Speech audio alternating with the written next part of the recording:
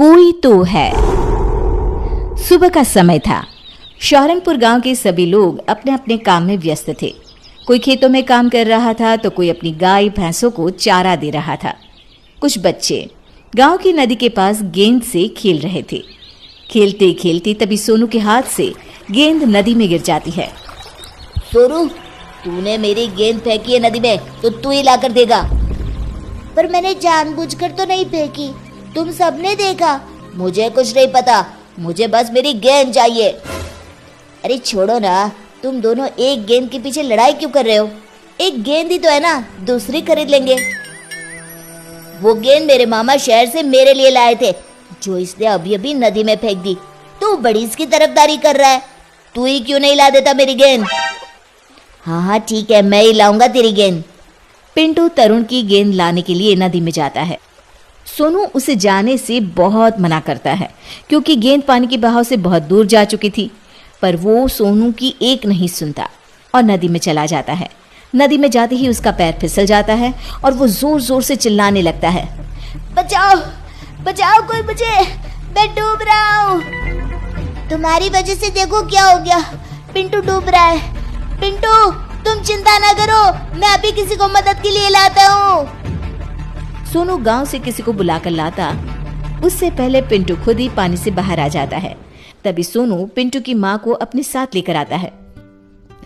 मेरे बच्चे, तू नदी में क्यों गया था? अगर तुझे कुछ हो जाता तो मेरा क्या होता? पर तू बाहर कैसे आया?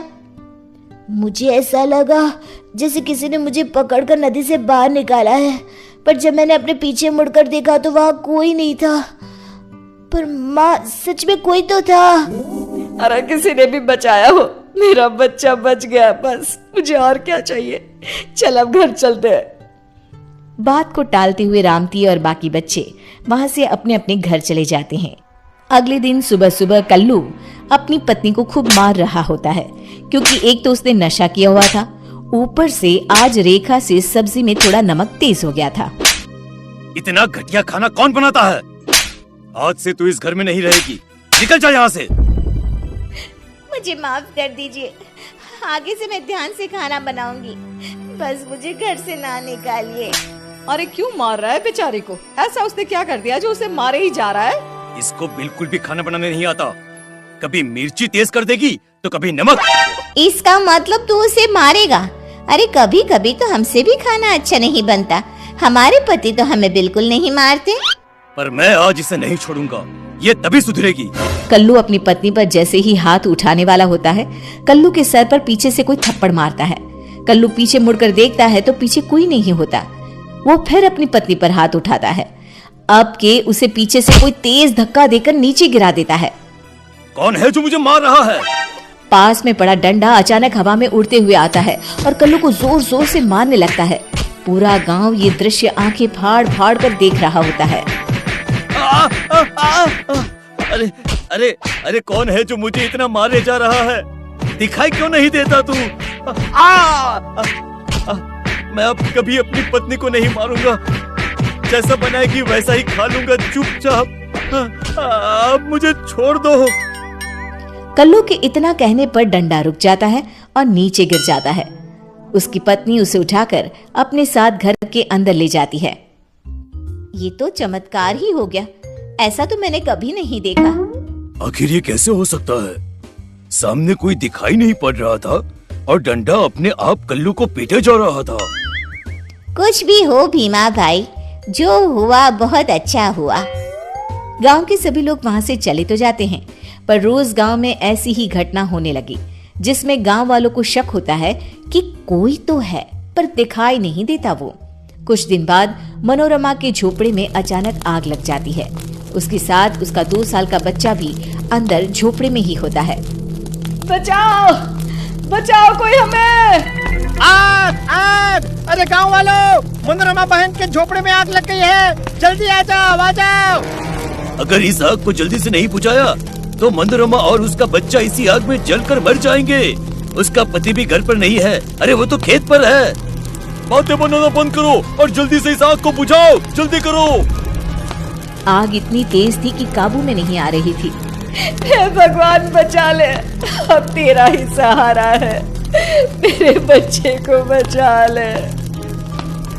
तभी एक जोर का झोंका आता है आंधी का, धूल भरी, उस पे ढेर सारी रेत और मिट्टी थी।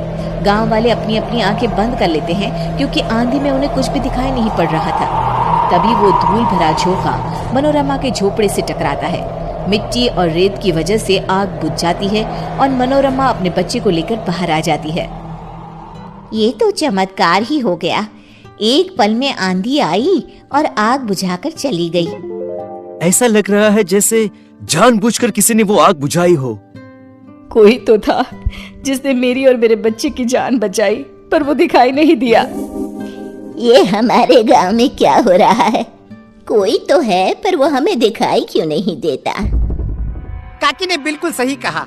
इस गांव में कभी भी कोई मुसीबत हो तो वो तुरंत आकर उसे बचा लेता है, पर कभी किसी ने उसे देखा नहीं, बस महसूस किया है।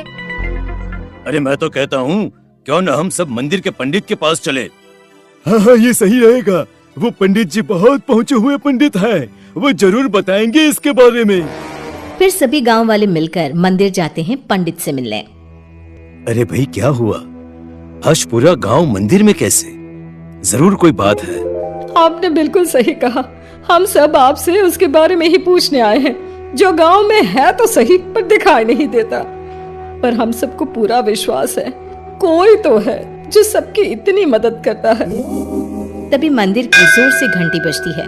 सभी गांव वाले घंटी की तरफ देखते हैं पर वहां कोई नहीं होता। जो मैं देख सकता हूँ वो आप सब नहीं देख पा रहे। वो घंटी किसने बजाई ये सोच रहे हैं ना? हाँ पंडित जी, फिर वही कोई दिखाई क्यों नहीं देता? आपको तो सब दिखाई दे रहा है, तो बताइए ना कौन है वो? कौन है? वो भूत है, उसी ने घंटी बजाई है और वो बिल्कुल मेरे सामने खड़ा है। भूत का नाम सुनते ही सभी हैरान रह जाते हैं। पंडित अपने लोटे से जल लेकर भूत के ऊपर डालता है। तभी वो भूत सभी को दिखाई देने लगता है। सभी उस भूत को देखकर डरने लगते हैं। इस भूत से तुम सबको डरने की कोई जरूरत नहीं। आगे की कहानी अब तुम ही बताओ इन सबको। हाँ, मैं हूं वो जो कभी किसी के बच्चे को नदी से बचा रहा हूं तो कभी किसी को आग से। वो सब मैंने ही किया है और ये सब मैं इसलिए कर रहा हूं क्योंकि मुझे अपनी गलतियों पर बहुत पछतावा है। मैं वही चोर हूं जो अक्सर गांव में चोरी किया करता था। मैंने बहुत से घरों को लूटा था। ये सब उसी का प्रायश्चित है। मैं मर गया और भूत बन गया, फिर भी मुझे अपनी गलतियों का पछतावा होता रहा। एक दिन पंडित जी ने मुझे देखा और बोले, जिन घरों को तूने लूटा था उनकी रक्षा करना तेरा फर्ज बन गया है।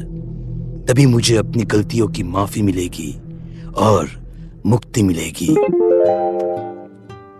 अब तुम्हारा प्रायश्चित पूरा हुआ, मैं तुम्हें मुक्ति प्रदान करता हूँ। उसके बाद भूत उस गांव से हमेशा के लिए गायब हो गया।